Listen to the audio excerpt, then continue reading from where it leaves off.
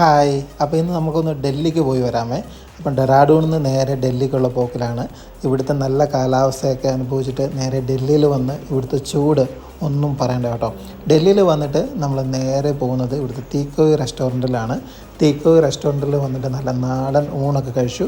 എന്നിട്ട് നേരെ മാക്സ് ഹോസ്പിറ്റലിൽ വന്നിരിക്കുകയാണ്.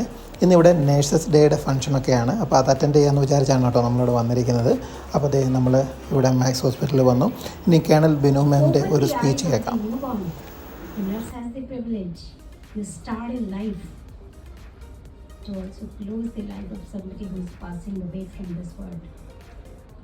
All this is done by the brave and very, very brave and highly dedicated nurses.